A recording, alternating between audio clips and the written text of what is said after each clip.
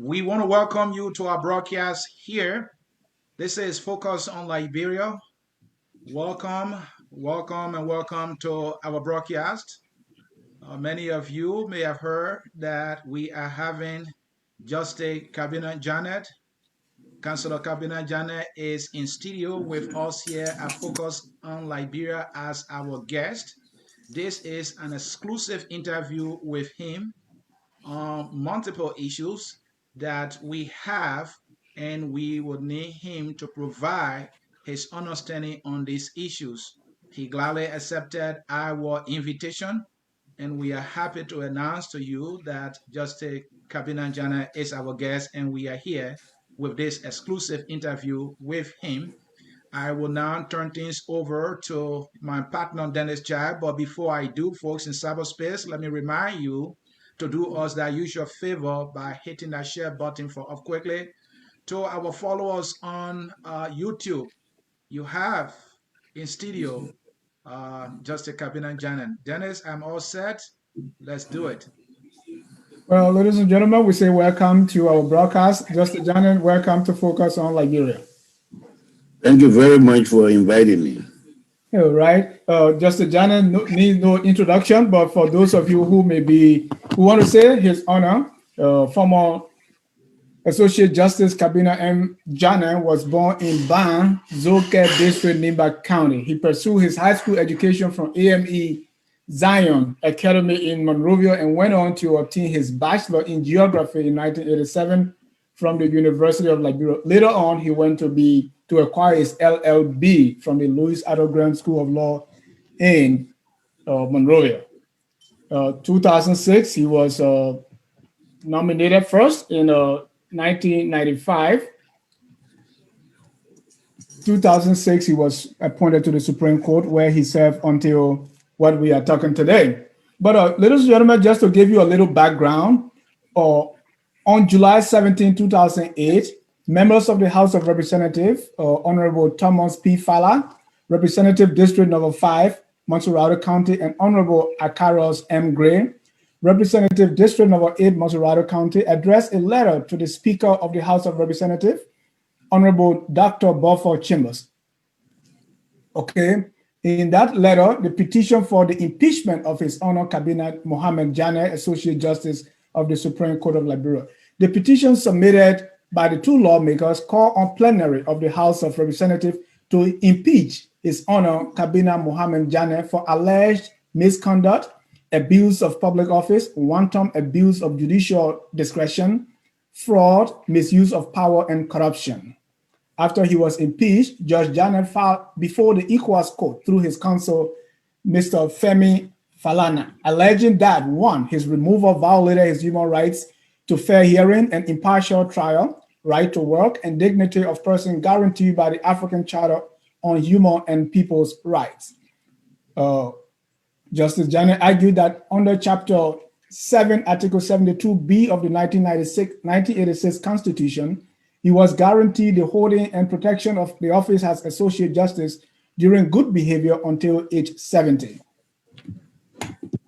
Allowing Justice Francis Kpokpo to preside was a conflict of interest, Justice Janet alleges, was a conflict of interest with possibility of bias. His contention was the Chief Justice Kpokpo was involved in several facets of the impeachment proceedings and was expected to recuse himself in order to adhere to a fair hearing. He asked the ECOWAS court to award general damages in the amount not less than 25 million as compensation and order directing the Republic of Liberia to restore his position of Associate Justice of the Supreme Court. He also asked the court to declare that the entire impeachment trial, conviction, and replacement on the Supreme Court constitutes violation of his rights to fair hearing, dignity of his person, and work under equitable and satisfactory conditions, among others.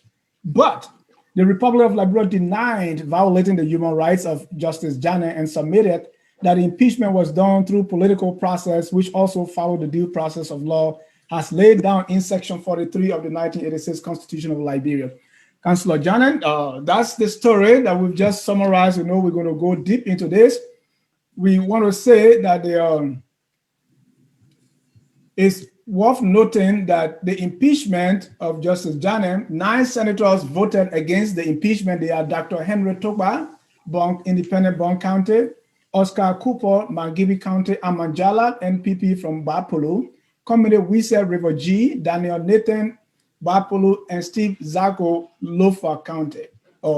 Sando Johnson, Bowman, Yombly Kanga Lawrence, Grand Bassa, and Black Bo Brown, Maryland. The rest voted to impeach Justice Janet. Mr. Seer, that's the background. I wanted our viewers to bring our viewers up to speed. I know Justice Janet had a couple of interviews, so we don't want to repeat the same questions. So I just provided a background so that we can proceed with the interview.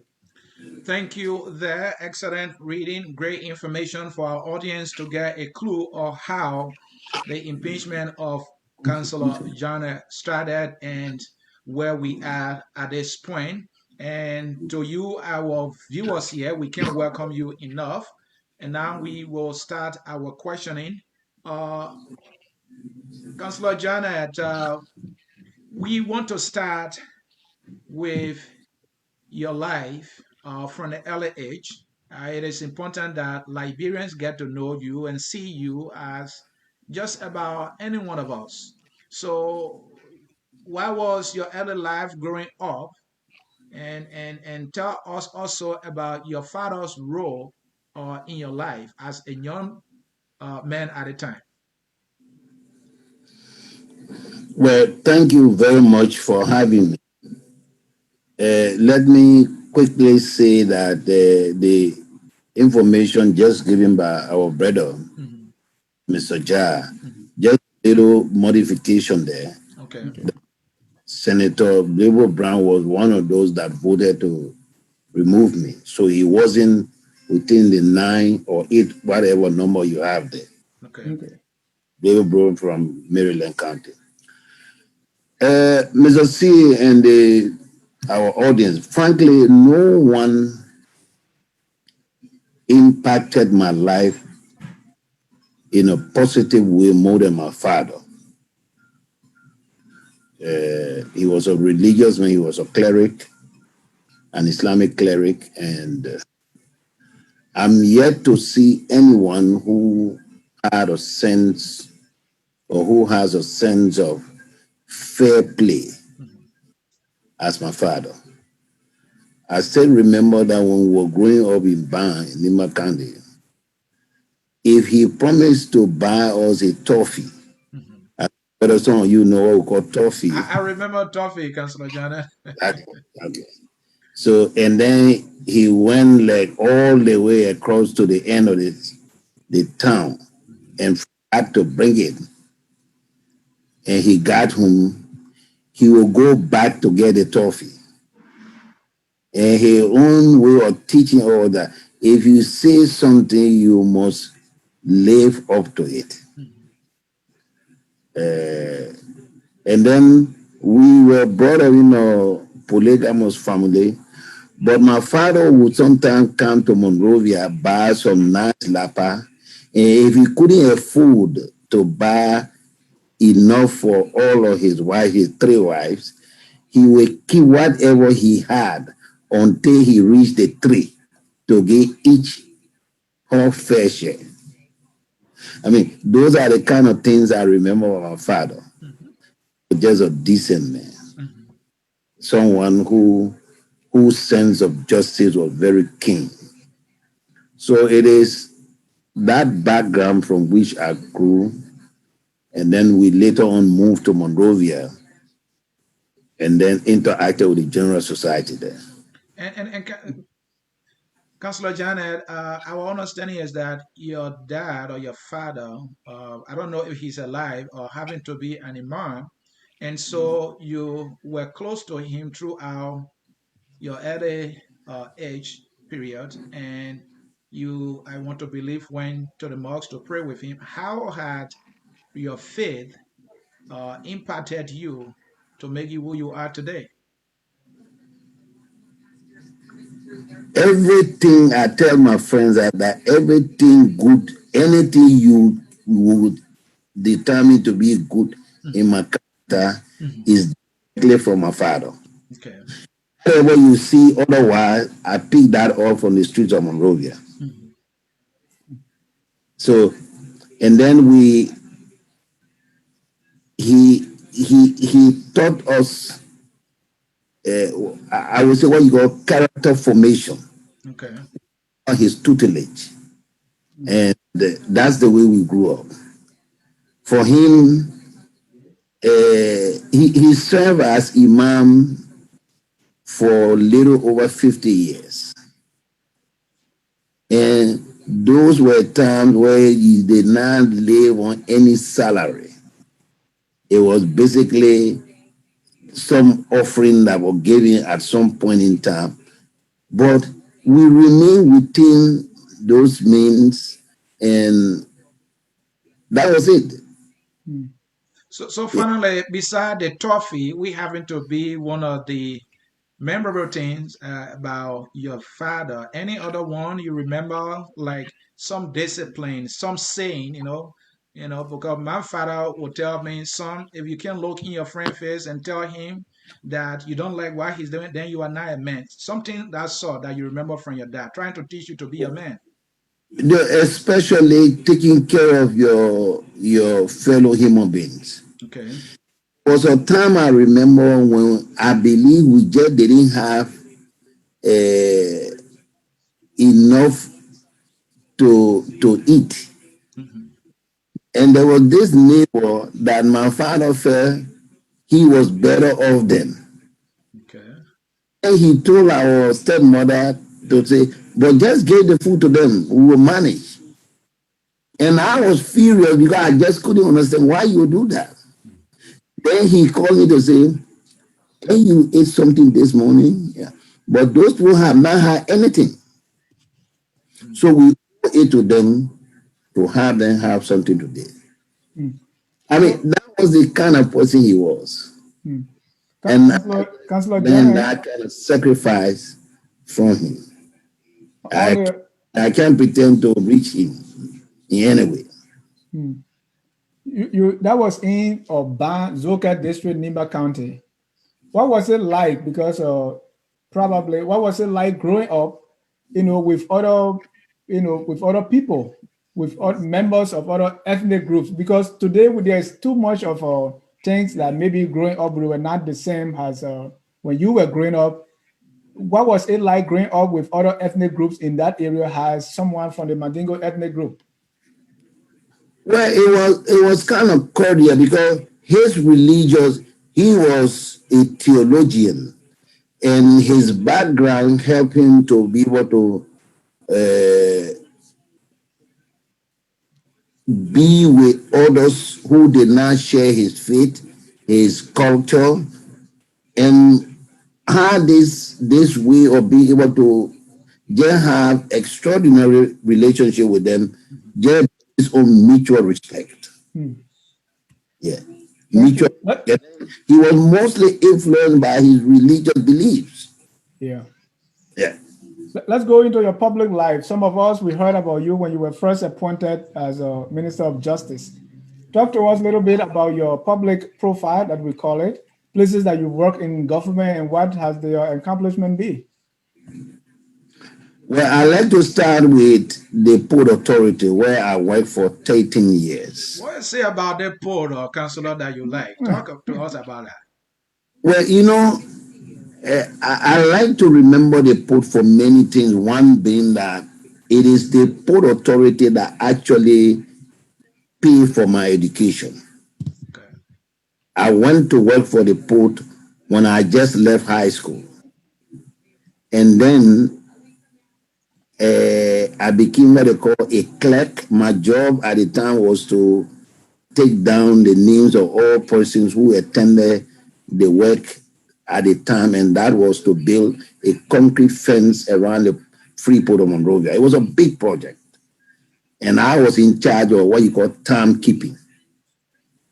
And I did that for like 2 years. And then later on, the I would call it promotion. I was promoted to become what they call tally clerk. A tally clerk at the port is someone who takes down information on cargo Yeah. that is brought in or exported. And then I did that for a while. And then when I entered the university, and then I had the kind of supervisors who were so kind to me that they would allow me to go to the university and come back and do my work. These were very kind people.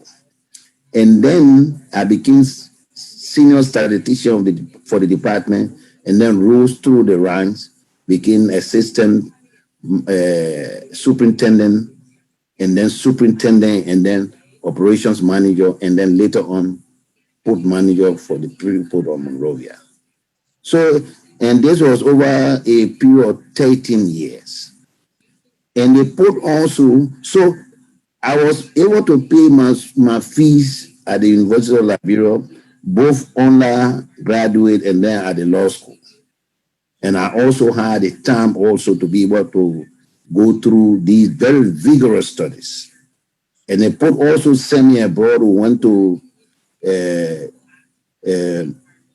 America, did some studies in maritime law, and then they also sent us to Belgium. So a variety of things. So whenever I talk about the port, I talk about it with such deep appreciation for what I received from the port. That's why when I was fired from the port, I thought that my removal was illegal.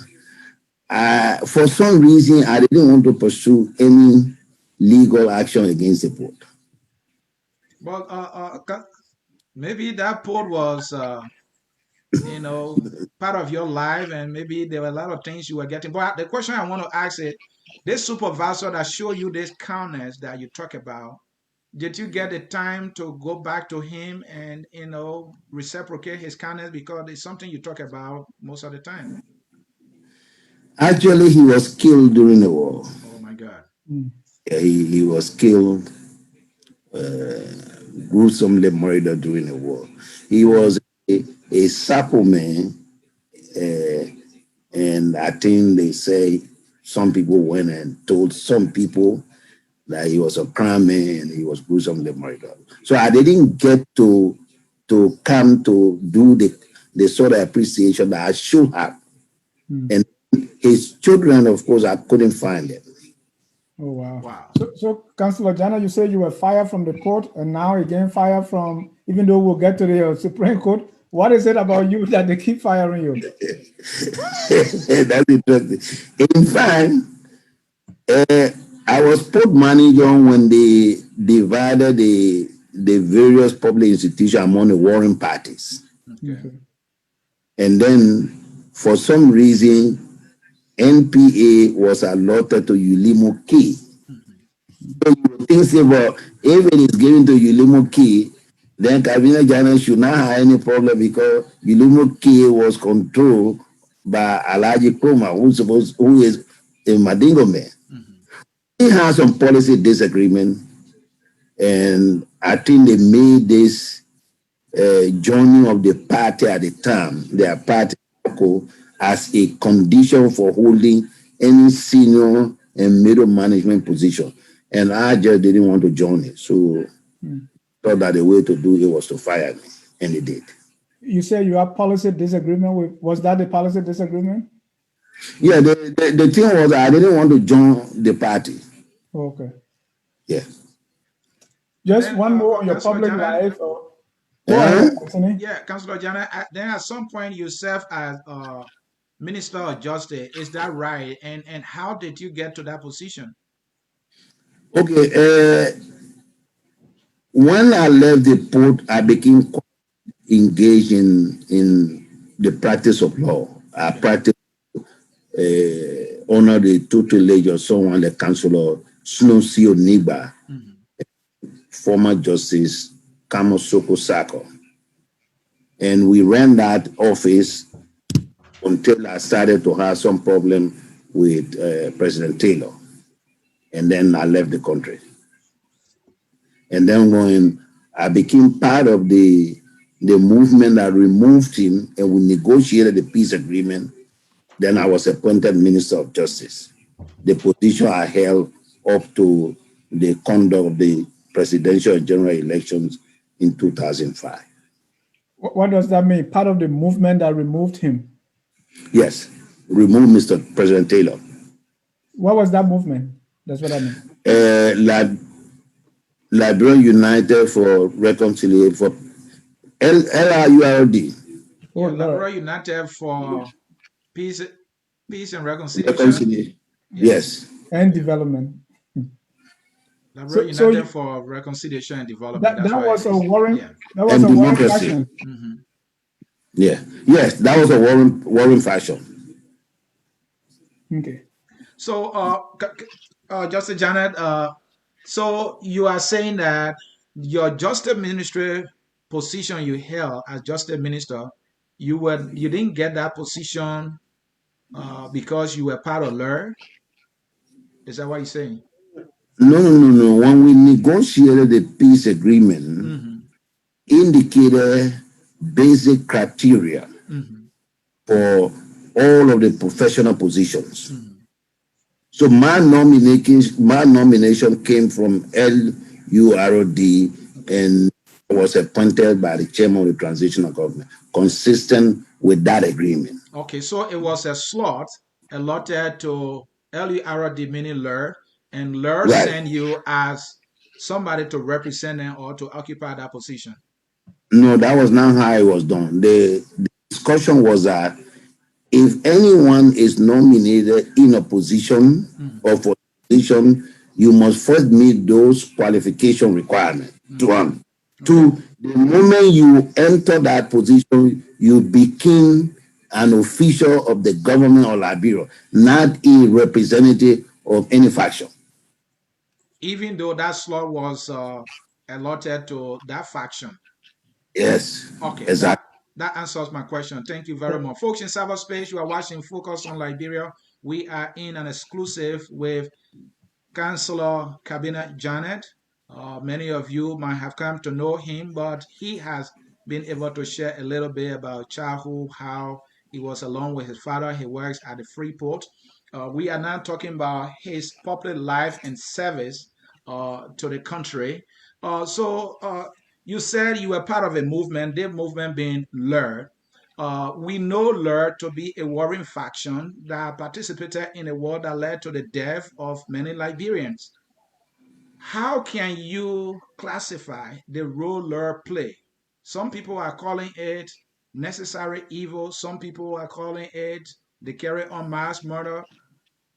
Any regret that people had to die because this movement was trying to remove Charles Taylor? Well, I will leave that judgment with the general Liberian population. My view has been that there was a situation in Liberia that imposed a very grave challenge to every Liberian who was in the country. And something had to be done to bring it to an end. Some of us who were chased out of the country saw it fit to be part of any movement that could stop Mr. Taylor. Okay? And that's exactly what our role was, to ensure. We did a lot of movement around West Africa, talking to see how could we stop this man, especially the way things were going on in our country. And it became abundantly clear that the only response that would be adequate was military. Right. And we pursued that. And so no regrets. Well, I don't know what you call regret. I that believe people, though there was, in your opinion, the necessary options, because that's the only language Taylor will understand, but that option contributed to the death of people. Any regret on that front? Yeah, a lot of people die. A lot of people die. A lot of people die from the very beginning of the war. Certainly. The time it was concluded. And those deaths are truly regrettable. We wish that there was a possibility for us to have done it otherwise. Dennis? Yeah, so let's, I want to be clear. This movement started with ULIMO. In my research, I learned that you were part of the formation of ULIMO until you and Alhaji Krumah had some differences. You also occupied a slot that was allotted to another rebel group, LER, and all these groups committed atrocities. So, what has been your connection with ULIMO and also LER in clear terms, especially if these groups have been responsible for some of the atrocities committed in the country? Okay, let me say this clearly. I believe that there were atrocities that were committed during the period of the Liberian civil conflict. Now, I have always taken the position that wherever we can gather the necessary information, the evidence to demonstrate that atrocities were committed by John Brown, Peter Paul, those people should be made to account for that. Mm-hmm. I have always been in opposition. I have a different opinion when it comes to the issue about this blanket kind of thing, grab everybody committed atrocity. I don't think that's the way prosecution works. Yeah. But Now, Councillor Jana, let me inject a little bit. The Truth and Reconciliation Commission documented those atrocities. Go ahead. I'm aware that there were documentation by the Truth and Reconciliation Commission. I'm fully aware of that. And I also want you to know that because of the way that whole process was conducted, at the end of the day, part of the recommendation that were made by the TRC was that all of the persons they identified as having committed or having associated warring parties should be disqualified from running for elected position. public position for 10 years. That matter was taken to the court, and the court said they acted outside the due process clause. That you could not do that without first giving the person an opportunity for a hearing and a defense. I'm aware of that. Okay. What I'm making is that until we follow the process in a way that those who truly committed atrocities are brought to book, you cannot use the labeling of association with a party, a warring party, to say, therefore you are guilty of these atrocities. No, I don't think it worked that way. All right. Councillor Janet, from our reading about the war and the documentation compiled by the TRC, there's this B statement, those who bear the greatest responsibility. I'm not a lawyer. Educate me and my audience. I would think that those who bear the greatest responsibility are the organizers of the warring factions through which these atrocities were committed. So if anybody is to be held liable or responsible for the atrocity we're talking about, it should be the organizer. Are you saying you are not any of the organizers? So then let's look at the war organizer. Mm-hmm. So if Mr. Taylor Ball war in Liberia began to target certain people, certain tribal groupings, and they came together to fight back, right? Do you put them in the category of organizer? Why not? This is why these are matters for a court of law to determine. Okay. The man will be brought before a court, and he will be provided an opportunity with the charges having been presented, an opportunity to defend himself. Right. So with that, Councillor Janet, hold on, Dennis. Councillor Janet, if I may, I know you said that you hold a view that those who are directly responsible for the atrocity we're talking about should be adjudicated, and if they are found guilty, the law should take course. I'm paraphrasing you here, and I hope I state that correctly. I stated that correctly. So my question now here is, where do you stand on the war and economic crime code? I just want to get your definite opinion on that. In terms of whether it should be established or not. It should be established, and those who are responsible or those who are being accused, being investigated, and they are found guilty, they should be prosecuted. Where do you stand on those? I stand on whatever can be done to bring people who committed atrocities to book. I stand on that. Right. Position has been people who have committed crime and there is evidence to prosecute them, let us proceed that way. That's my position. You know, I was one of those that were invited to the TRC, but it was done in a way that never gave me an opportunity to sit before the TRC to make a statement. But my position, we drafted the peace agreement and we indicated all of the things that we wanted in our agreement. I'm one of the drafters, one of the signatories. So those were the things. And we thought at that time, and I still think today, that it was very important. Look, there were instances where people left war from and went into villages where there were no war and killed people, killed women. So how can you justify that? But we have to do it following a process where truly perpetrators can be penalized. Thank you. And then let's talk about the before ILA. we leave that. So that process, should that be a war crime court for Liberia? I want a definite answer on that. Whether you be war crime, where it can be any kind of court. For Which me, one do you recommend? No, it can be any kind of court. Once that court has been constituted to do that, then it will be a court of competence jurisdiction. And if I may, Dennis, Councillor, you are a legal, practitioner. You know what goes into prosecuting people, the time it takes, the money involved. So I'm going to press you on this, given your experience in the legal profession and knowing what happened in Liberia. What you think will be the best way forward on any form of court or tribunal whatsoever? Should it be international? Can our very court system do it, or can a court be established or set aside in our court to go into these things? What will you advise? Well,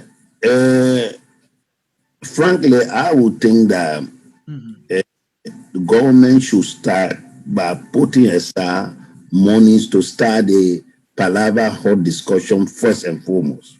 Okay. That for me will be the beginning.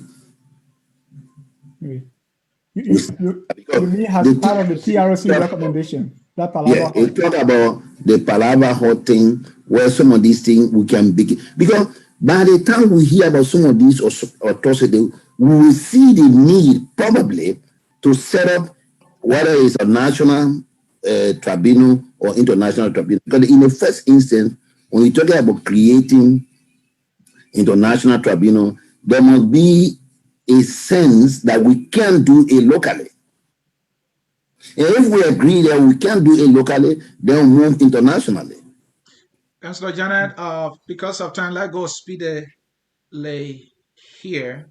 And my question here is that when we're talking about this war crime code, there are others who hold the view that bringing this code or any code to investigate these people will not get anywhere. And so these people are asking that, you know what, let's talk about how we develop Liberia.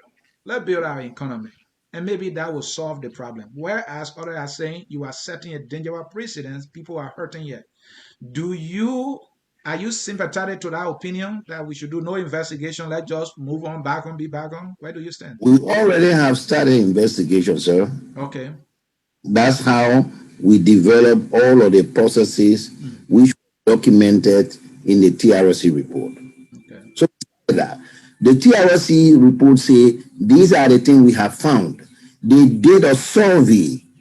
They asked Liberians, how do you want this thing to be handled? People express opinions. Those opinions are also in the document. Right. My position has been that we have to find a middle way. There's no way you can say as a country, let's just leave everything, put the past behind, or dealing with some of the critical issues that have, formed part of our national experience. And that's one of the reasons why I said to you the last time we talked that some of us believe that we need to go so far back that there is need to rewrite a new constitution for Liberia. Thank you. Well, ladies and gentlemen, if you are just joining us, this is Focus on Liberia. We are in discussion with former Associate Justice Councillor Kabineh Janneh. Let's move quickly to your impeachment. You were impeached and removed as an Associate Justice of the Supreme Court by all but 8 or 9 senators. I mean, what you have, if I did something like that, my mom would ask me what all the other people see on you for which they're going against you. So my question is, what is the incentive for almost 20 senators to vote for your impeachment? What do they get? All of them lying on you? Well, I think my answer to that will be very short and to the point. We said that the process was wrong. It did not follow the basic principles of law, which we call due process of law. And the regional court agreed with us that the process was a violation of the very law, which we call the fundamental law of the country, which is due process of law. So what their motivations were, I will not speak to those because I have no evidence in my hand if I were to make such statements. But I know that this is what they did, and this is what led us to taking the matter to a regional court where a judicial declaration was made declaring that very conduct as a violation of the very protocols, some of the very protocols that Liberia has signed. Councillor Janneh, you have been a state actor and you are a leader in the Liberian community. You hear things. I know you are not willing to talk about whatever their motivation might have been, but for the sake of our audience, what did you hear to be these people's motivation for what they did to you by impeaching you and removing you? Well, Mr. C, like I keep saying, a lot of things. We heard a lot of things. I know that I had the situation. For example, there was a guy who talked to me, one of the senators, and he said to me, "You didn't want me to be senator. So why should I vote for you to have you saved from this process?" Does that smell like vendetta? No, well, listen, and this is interesting. Okay. And when my case went to court and there was a contest whether I won the seat or not, the majority of the Supreme Court bench agreed that I be certificated as winner. And you disagreed and you wrote a dissenting opinion. So why should I help you today? That's the way he saw it. Then I said to somebody, okay, most of you say that I wrote dissenting opinion in favor of Liberty Party, Unity Party. But I wrote dissenting opinion also in favor of Buffer Chambers, a sedition. So what's wrong with that? So there were a lot of motivators. There were those who felt that, well, this man is not a team player, because during the time I stayed on the Supreme Court bench, I think I wrote the highest number of dissenting opinions. And we'll go into those dissenting opinions because I want to know what other dissenting opinions you wrote. But here are other school of thought that we have gathered while you were impeached. There is a school of thought that your association with ULIMO and LUR, both of which are warring factions, disqualify you from being on the Supreme Court bench in the first place. That's one thing we heard. Well, there were those who expressed that view at the time. Now that they expressed that view, but they in fact took the matter to court and they lost. Okay. So let me ask this question. Yeah, let The me pause. CDC. Let's just see it because they lost, but that was also a motivation, right? Because they are saying people always say people who bear the greatest responsibility in the carnage that attended our land, how can they preside over the law? It's like lawbreakers being lawmakers, and we see that we have former warring rebel leaders in the Senate. So that's the same logic. So people who did not like it did not rest until they should have you impeached. That's the connection they're making. Okay. But since you say we should follow the law, there were those who felt very strongly that we were not qualified to sit at the Supreme Court on the Supreme Court bench. Yeah. And therefore they challenged our confirmation by the Liberian Senate. This matter was taken to court and we went there and defended ourselves. And the matter was finally decided by the Supreme Court bench in our favor. So I put that question to rest. Okay. Councillor Janet. Let's look at it. Let's look at it this way also. Lord fought against NPFL, which by extension became the NPP. The NPP is now part of the CDC, that's the Coalition for Democratic Change. Don't you think that could have been an extension of what Lord and NPP did on the battlefront? Well, I do not want to get involved in this realm of speculation. Okay. Yeah. All right, then let me come to this question.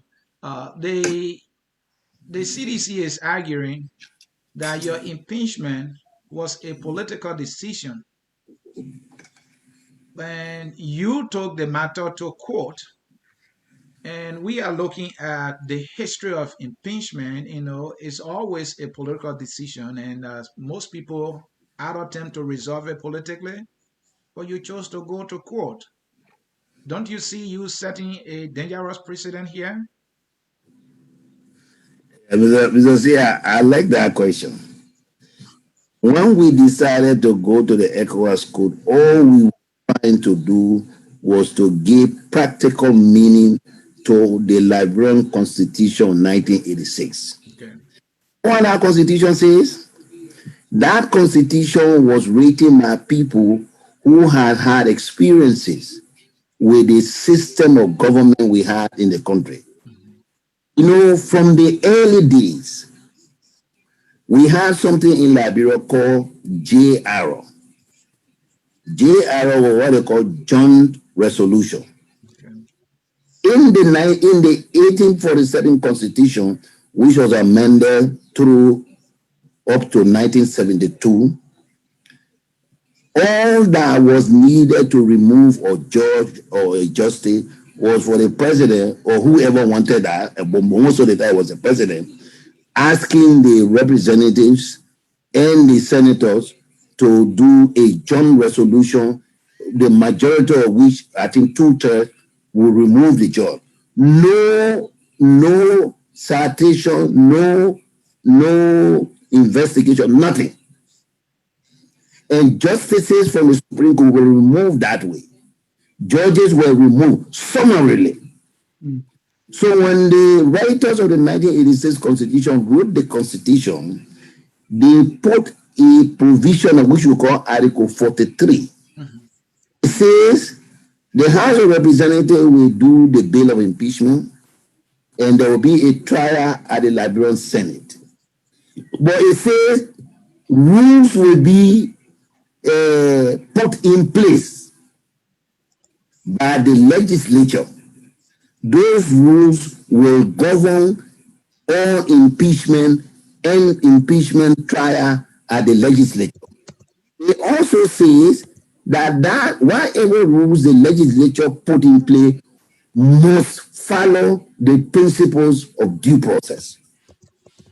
So when the writer of the Constitution so stated, it removed impeachment from the political realm into the legal parameter where you can be impeached and tried consistent with due process of law. So the question that arises will be, can there be a process of due process when there are no rules as to govern the procedure or the process? In impeachment in Liberia, there can be no legal impeachment in the absence of the rules that should govern the process. Okay. From 1986, the Constitution came into being up to today. The Liberian legislature has failed to put these rules in place. So that we say you didn't follow your own constitution, and then you can't use this thing about politics. There's a big difference between the Liberian constitution and American constitution when it comes to impeachment process. Big difference. In our constitution, which is a better one, better than the U.S. constitution, there's a requirement for due process of law. Thank you. Councillor Janet, when you were returning to Monrovia after your legal victory at the ECOWAS court, we saw a good number of Liberians gather. I'm tempted to say 1,000. I don't know the exact number. And some of them were political leaders who happened to be from the opposition side. Are you in this kumbaya with the opposition bloc? But when we read the list of people that impeached you, we saw a lot of opposition figures. So what's going on with you and the opposition folks? Well, I think the people who came to the airport mainly were people who were celebrating the triumph of the rule of law. Okay. So, I too was very, I was thrilled when I saw that number of people coming to say, oh, this was a victory. But the victory is for the independence of the judiciary. Yeah. The victory is for us to be people that will respect the rule of law. That's the way we see it. Right, but do you also see that some form of repentance, or is there a disconnect that hey, you impeached me, now you are rejoicing and won a victory? Was there a change of mind? Will you see it that way as well? Well, because there were those who have already spoken. Right. Well, what we did was wrong. Yeah. Councilor Janet, did your ethnic group and your religion, was there any factor in your impeachment? No, I don't want to go there. I think people had their own motives, decided just to do something to further their selfish interests. Just Janet, let me put it this way. There were people who were claiming that way. Hold on. There were people who were claiming that. Did you condemn them, or did you say anything like, hey, stop it? That's not the case. You mean stop them like how now? You mean those people that were saying you were impeached because you were Muslim or because you were Mandingo? Did you speak against that? Oh, well, if you observe the process from the day I was taken to the Senate, or from the time I filed a petition to stop the legislature from proceeding my man wrongly, illegally, up to the time the victory that we won the case, I said nothing publicly. The only time I spoke was when I informed the Liberian people through a VOA interview that I had filed this case. Thank you. So let me ask that same question, but in a different way. Did you at any time during this impeachment process feel that you have been singled out here for any reason other than your discerning opinion? I always believe from day one, from the very outset, that the only reason that this impeachment was commenced from the House of Representatives, especially by stalwarts of the CDC, I always believe that it was nothing other than the dissenting opinion. And I still stand by that opinion, every word of it. So currently, do you see the CDC as your political enemy? When you are a justice of the Supreme Court, you do not have political enemy. Okay. Expression of your view is an obligation as a justice. You don't go and sit over any case and say, I don't have an opinion. That's not how it works. You must express an opinion. And I review the records and to my opinion. And I still stand by every single word in that opinion. And so all these accusations they brought against you, talking about corruption, your abuse of power. So all these things, I understand they were dismissed by the ECOWAS court. Do you not see those things as things they try to use against you? But it was Or dismissed. because they saw you as an enemy or somebody who was like against their political interests? Well, but these charges were first dismissed by their own Senate. Because at the end, the Senate voted and threw all of those out and voted only on the issue relating to the collection of 25 cents on gasoline. Gasoline, okay. Okay. Yeah. Let's go to the So that was thrown out.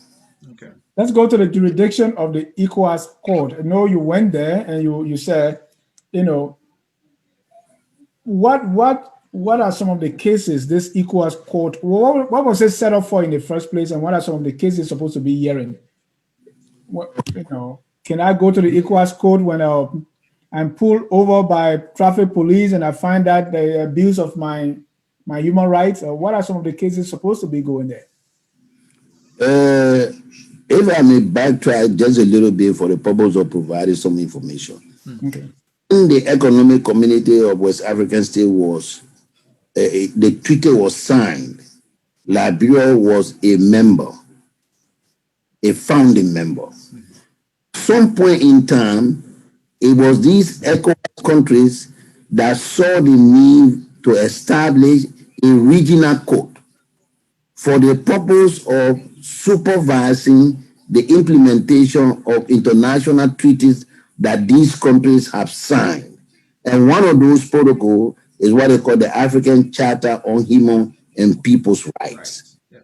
Yeah. All of those rights that are contained under Chapter 3 of the Liberian Constitution, the right to life, liberty, freedom, the right to free expression, all of those fundamental rights are contained in the African Charter on Human and People's Rights. We also signed the document called Universal Declaration of Human Rights and many other protocols. There's a protocol we signed also on fair elections. So all of these protocols, when you sign them as a country, then you are committing yourself to ensure that those rights are protected. If any citizen of your country feels offended by a government conduct such that if a provision of any other treaty is violated, that person is giving that right to approach the ECOWAS Code or the African People's Code in sitting in Tanzania, because we signed these treaties. So they deal basically with protection of those rights that you as a country has signed up to. And they are basically the same rights that we find in our constitution. So, Joseph Janet, then that begs this question. Could you not have appealed this at the Supreme Court? And this is for education. Could you not have appealed this at the Supreme Court? And if not, why? Under the current Liberian constitution, when an impeachment has taken place at the House of Representatives, and trial is conducted at the Liberian Senate, there is no indication there in the Liberian constitution that you can appeal that matter to the Supreme Court. Okay, so let's go back to the But, Equus Court. but let me just say this. Go And ahead. in fact, that there was a process there for appeal, I would not have felt confident to take that appeal to the Supreme Court, where Mr. Chief Justice Francis Kopo would preside as Chief Justice. Chief Justice. As far as I was concerned, he had proven to be unfit to serve as Chief Justice of the Republic of Liberia. Well, So, would you Councillor, have said that if he had not participated in the process of impeaching and removing you? Would you have said that?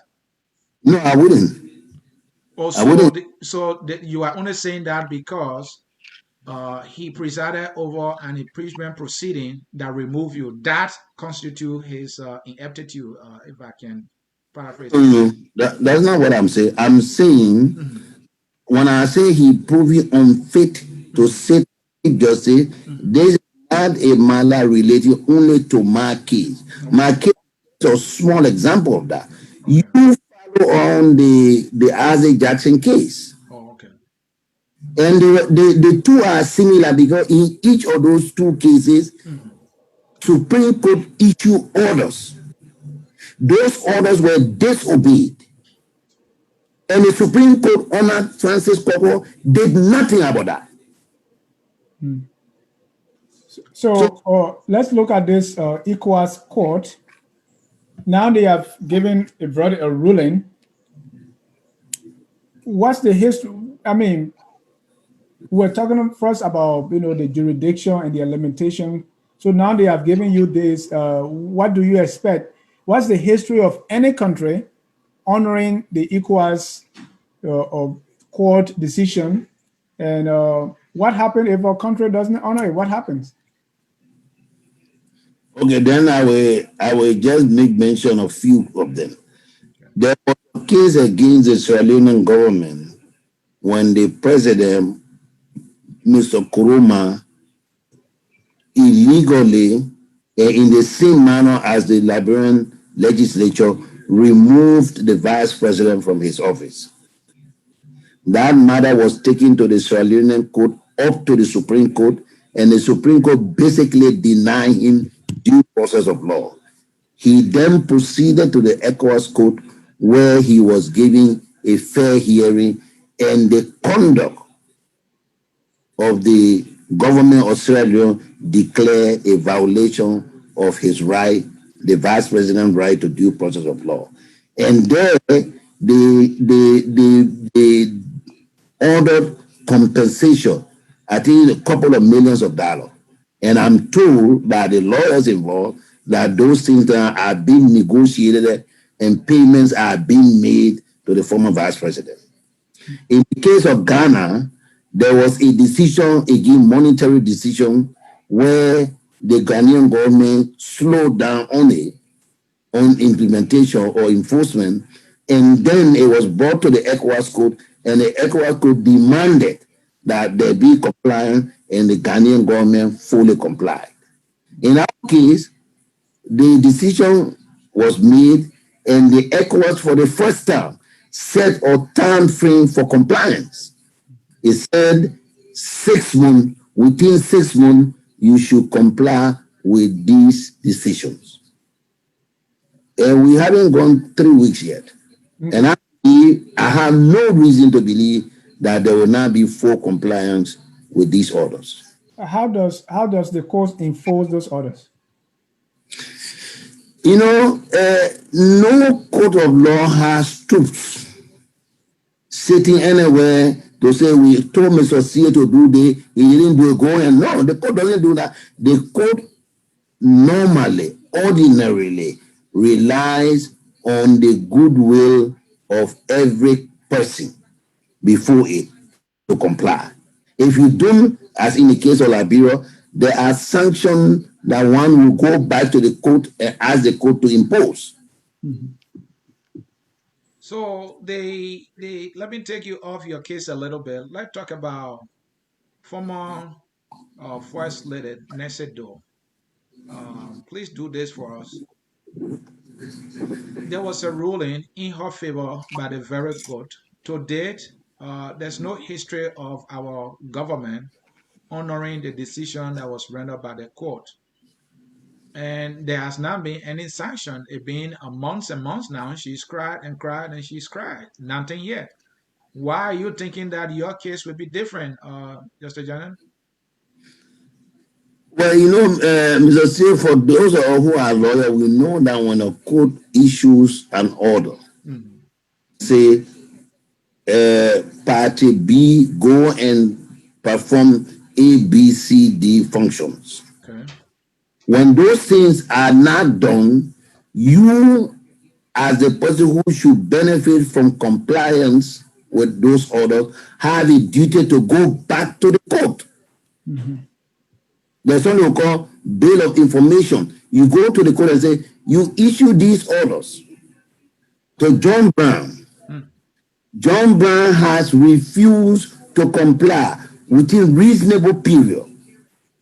In a case, what makes this case a little bit different from Nancy Doe's case is that in the Nancy Doe case, I'm not sure, having read the thing, I didn't see anything where they say you must comply within this time frame. Though I believe that if you had this kind of decision, by the time it reached 1 year and the government has not complied, I think there's every good reason for the lawyer to go back to the court and say, this has not been complied with. And I'm not sure that was done. And this is a widow. So if that is not done, you being a legal mind, any help you can give? Well, they never asked me to be lawyer for them. I'm sure those who are lawyers know or ought to know that they need now to go back to the headquarters code with a bill of information, informing the court that there had been no compliance with these orders. In my case, they say the governor of Liberia should comply within 6 months. I can assure you 2 days to the end of the 6-month period, I will be in Abuja. So tell us a little bit about the process. Like, for instance, when you took your case to the Equals Court, was the Liberian government being represented, or how does this thing work? Walk us through the process quickly. Okay. First, you have to write a complaint, which you call an application. And you will have to see in that application why you believe that the court has jurisdiction over your case, over your complaint. Because that court is not an appellate court to review what your court, your national courts have done. No. They focus only on human rights violations, which are contained in the African Charter and the Universal Declaration of Human Rights. And there are there's other basic protocols that have been signed by these countries. You have to show that one or two of those basic rights have been violated by a state actor. So that's what you have to first identify, because you must prove to the court that the court has jurisdiction to receive your case. That's the first thing you do. Once you do that, then you state the facts of the case, and then you cite all the laws that support your application. When it is filed, they will go through all the exhibits, those documents you attach as evidentiary materials. They will check all of them, and then they will take it in. The registrar will take it and then register your case and give you the number. Once that is done, then they will send the complaint to the respondent, which means the country that you have sued or whoever the defendant is. And they will ask the defendant to respond within 30 days. If the defendant does not have enough time to do so, then they will ask for extension, which ordinarily the court will grant. And then that response is sent to you too, to say, this is the response that has been filed to your application or your complaint. You will take a look at that again, and if you need to add anything, you add that, and then you file it with the court again, and then the court will send that back to the defendant. So all of these processes will have to take place before the case is assigned for hearing. And the shorter you make the application, the better, because each application will have to be translated into all the official languages of ECOWAS. That means English, French, Portuguese. Which other one? Yeah, I think those are the languages. Yeah. So was the Liberian government represented during the hearing? Certainly. In fact, by some of Liberia's best legal minds, one of their lawyers was a former justice of the ECOWAS Court, Councillor Wilkins Wright. He was one of the representatives, legal representatives of the government of Liberia. Councillor Cephas was another, and Councillor Gould.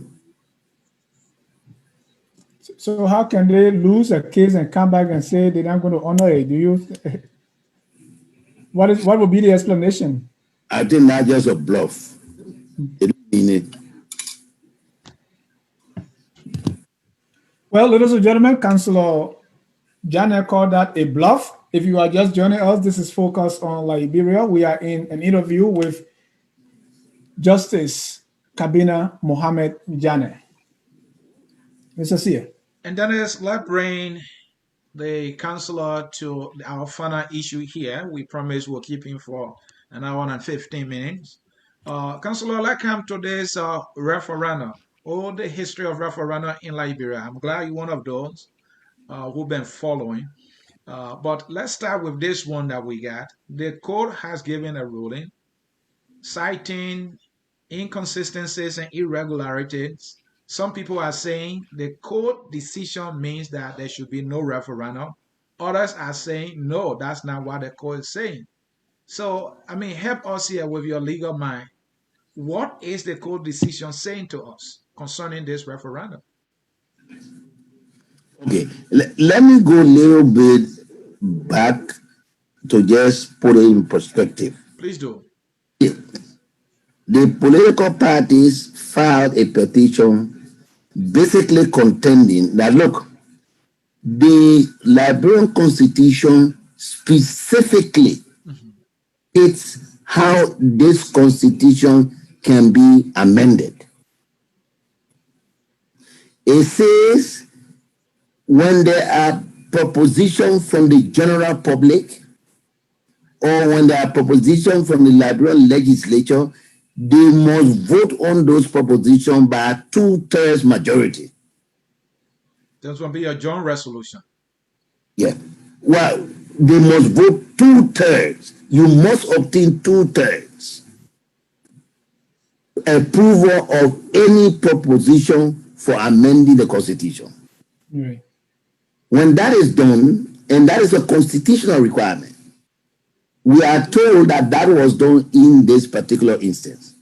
Then it says after that, there will be a publication informing the Liberian people each of the proposition while there's a move to amend it, stating the reason and all of that, so that the Liberian general public can be informed adequately as to why these amendments are necessary, and for each person voting to have an informed position.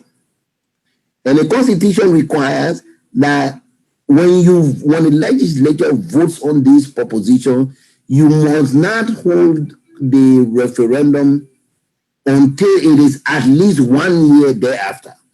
Right. Now, how does the government inform the Liberian public that these propositions have been voted upon and these are the reasons why we want the amendment in the Constitution? It is done by the government issuing what we call official gazette. Which they did. Yeah. So in other words, my understanding of the law is that when you issue that official gazette, then you have now informed the Liberian people that these are the propositions out there for amendment. So the question now is, when you issue that official gazette, can you conduct referendum when 1 year has not passed? My answer to that is no. That gazette must be out there for public information for at least 1 year. Now, this is where the problem came in with the Supreme Court. The political party say, the Constitution also say, if you have more than one proposition, then you must take them separately, so that the person who desire to say no to one will say that clearly. They decided that though there are 8 articles for amendment, proposed for amendment, they prepare the document in a way that you only vote 3 times. Because this is what we call collapsing. They took some of them and put them under other provisions. So when you vote yes, there might be 2 other articles there. All carry yes when you really didn't mean that. So these were the challenges that the political party put before the Supreme Court. Interestingly, the Supreme Court say, look, if you read that, they first tongue lash the political parties. It's like, why you been sitting over there all this time, you didn't come raise the issue? But it's the governor of Liberia responsibility, for heaven's sake. Then they say, okay, you know what? We are instructing the government to go and issue the Gazette and spell out each of the articles as a position. But we are telling the government to go and do but this instruction is not a prohibition. We're not stopping you from going ahead with the conduct of the referendum. So what are you saying? So hold on, Councillor. Let me understand this. 8 proposition, meaning about 8 articles in the Constitution that are in amending process. Yes. Now, instead of then stating them separately, so people will know first of all there are 8 and vote on those individually or separately, they condense them and make them 4 propositions. Is that right? So does that in itself constitute a violation of the Joint Resolution we having to be a law? But the thing is, the Supreme Court seemed to agree that the way it was done was a violation. Fine. The Supreme Court seemed to agree with that. But so, at the same time, giving them a go ahead to continue. Yeah, but listen now, this is the trick. Okay. It says first they say, look, you the political party, you're sluggish. Why were you sitting here all this time? You didn't come to raise this issue. That's the first reaction. Okay, you know what? We agree that these things need to be separated because that is the clear expression of the Constitution. You must separate them such that Mr. C wants A, he agree with A, he will say yes. He doesn't agree with the second one under A, then he say no. But that's not how you are doing it. So go back and do it in that way, separating them. But it says at the same time, but this order we issue is not a prohibition to stop you from conducting the referendum. Wow. All right. Councillor Janet, I know and we want to call you back separately for these kind of issues. Our viewers are calling for us to take some calls. But in lieu of that, we can still ask you questions that they are posting on Facebook so that we can read some of those questions because our time is fast spent.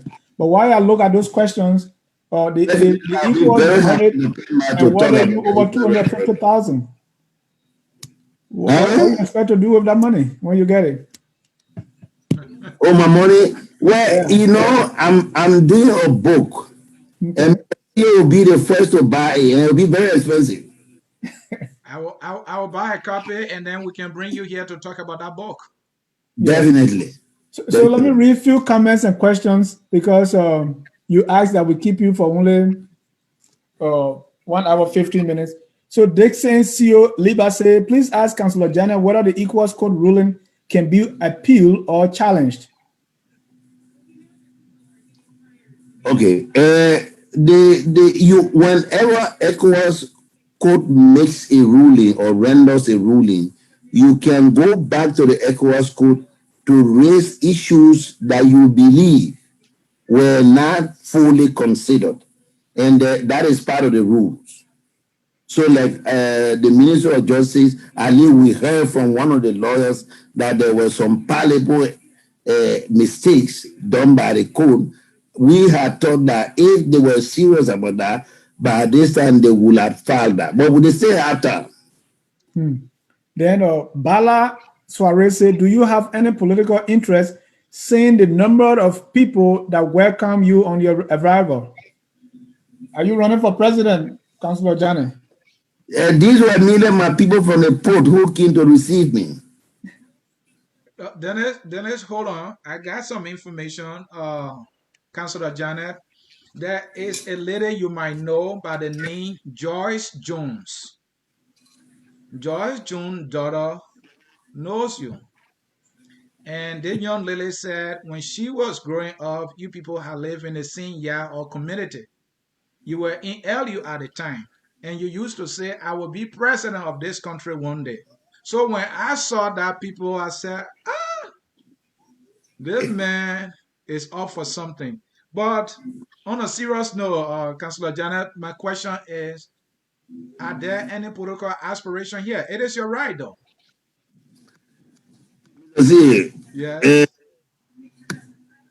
You will say now I'm answering the question politically, but my interest right now and still remains focusing on the rule of law, what we can do in Liberia to strengthen that. I believe that one of the areas I'd like to make contribution to will always be the legal system in the country. Okay. And I want to remain that area at least for now. Wow, that's a political answer, Dennis. What do you think? Councillor Janneh, there are a lot of human rights abuses that have been going on in Liberia. My people in Dodweken have been going through a lot. People in Fisibu, Lofa County, Yahweh Mesron in Nimba, but they don't have the resources and the knowledge you have to take their complaint to the ECOWAS court. Is this ECOWAS court only for privileged people? How do you account for other things that are happening in the country and there's no redress? No, but the ECOWAS court in fact made it part of its work to go around West African countries to explain to the people why the code was established and who can access the code. They have tried as much as they can to make filing or complaints there so easy that in fact you can file even through internet service. All of these are intended to give access to people as far as the code is concerned. But more than that, I know quite a number of human rights lawyers in Liberia who have been taking cases for people. And they are prepared. I have worked with, giving some people advice how to go about this. The issue has been that most of the time, Liberian people, by the time you decide to take their case and you start to work on it, they leave you and go behind and make deals. All right. I know the two particular cases involve the Liberian government where these guys, having done so much, they found themselves being, just thrown away by the very people who had a complaint, because you're representing them. So they go behind you and make deals. There's nothing you can do. Okay. Let me read a few more comments and then we can open you up so you can respond. Dave just said, do the Liberian people have any reason to trust the judicial system of which you were once a part? What did you accomplish as justice minister?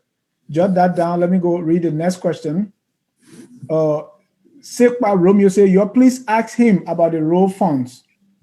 Another Moses said, to follow up, what will he do if they don't adhere, meaning the country does not adhere to the ruling, considering we see how the case of Nancy Bindo is being handled.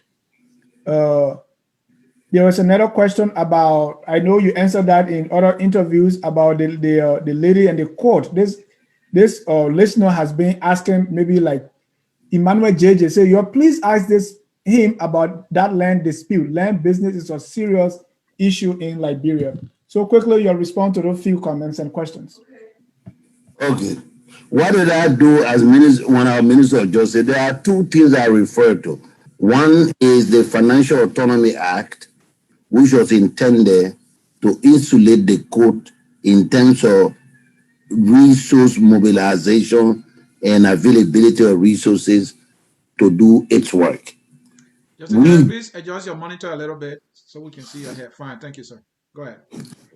so we did that. The second one that we can make reference to will be the one to do with the rape law. Mhm. I made reference to that the last time that this is one of the toughest law on the continent of Africa for sexual offenses or where little children were being abused in a manner that could only be described properly and adequately as devilish. And then we also work on strengthening the first instance courts in the country, which is the magistrate and the JP courts. Those were some of the things we did when we were Minister of Justice. Now, with respect to somebody about the rule fund, when Mrs. Sally was leaving office, there was discussion about imposing a tax on petroleum product to say everyone who goes to buy a gallon of fuel or gasoline will pay an amount. The law was crafted, it was never passed. My view had been as a member of the Supreme Court at the time, that until you pass the law, you can't collect the tax. So that basically was the situation with that. Now, so they have a land issue. Land issue has always been a major problem in Liberia. As a result of that, the government of Mrs. Sirleaf established what they call Land Commission. We still grappling with the matter. There are many issues there. You know, in the first place, the way Liberia was founded, they made all the land in the country to belong to the government of Liberia. That's the first historical wrong. All the land belonged to the government of Liberia. And who was the government of Liberia? Just a handful of people. So we had to find a way to address that. And those were the reasons why they established the Land Commission. And I think they are doing a wonderful job. It's going to take some time, but it's still a big problem in Liberia. Well, Thank you so very much, Councillor Janet. The hour and 15 minutes you granted us has elapsed. We can't say thank you enough, but I have a final question. I'm going to put you in a tough spot here. I am troubled by the debts that we see in the country today. Not only the auditors, but ordinary people being mobbed to death around Morovia. I'm sure you have heard about these deaths, but the one with the auditors is troubling. And I know you are a lawyer, you won't speculate, but looking at the suspiciousness of these deaths, are you worried? That's my final question. Because everyone who is in Liberia today will be worried about the way things are happening in this country. Personal security is a major concern to everyone. I think you heard just the other day that a senior police officer Yeah. was shot in the head. These are the people who are supposed to be protecting us. So where does that leave us? So I'm deeply, deeply worried. And not just for myself, but every person today in this country. And we need to do much, much better than this. Thank you. Dennis, any final yes, talk? I too have a final question, Councillor Janet. But let me read this from Isaac C. Lacroix. The sad thing is, Councillor Janet is on record for questioning the authority of the ECOWAS court in such matter. The Nancy Doe case is one example. So that's it. But my final question to you here is, when you were on the Supreme Court, there was a 10-year residency clause for people to run for presidency. That clause would have disqualified President Sirleaf for a second term. The Supreme Court struck that down. I want you to comment on that. I don't fully remember the details, but the Supreme Court struck that down. And I don't know if you agree or you had a dissenting opinion. Also, there was this the 30-year ban for those who had the greatest responsibility in the Liberian Civil War. You were on the bench when you declared that unconstitutional, and to many people, that paved the way for the TROC recommendation to be tossed in the trash can. Councillor Janet, what's your take? Well, I think those are very loaded questions. I meant to do that. That was deliberate. Yeah. Okay. Maybe I will beg that we will do another meeting where we can address those adequately. Thank but you. Let's quickly touch on the residency clause. Okay. Supreme Court at the time, this was a petition that was filed principally by the CDC, where they talk about no, I think how they call it movement for democratic change or something like that. Progressive MPs, something there, a political party, and then no, and then he said the Constitution of Liberia says in order for you to qualify to run for the office of president, you must have resided in Liberia 10 years precedent to the election in which you desire to run for president. Yeah. And the Supreme Court agreed with them. They said, yes, that is what the Freemasons intended to say. And that's what they said. And we understand that provision to be saying exactly that. But the question now is, did the writers of the Constitution ever contemplate that there were going to be war, where people will be driven away?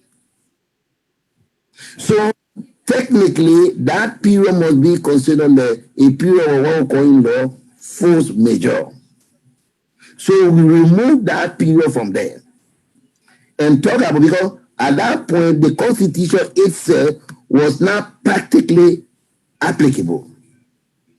People were running away for their lives. Yeah. So they do, our understanding would be the time the Constitution was suspended cannot be counted as part of that 10-year period.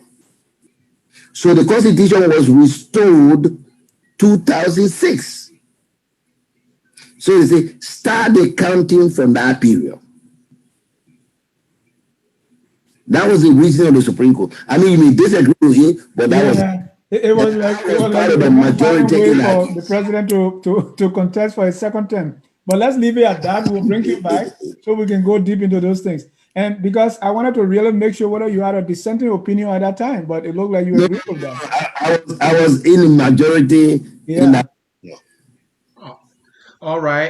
Again, Councillor Janet, there are a lot of legal issues that most Liberians, including myself, don't understand.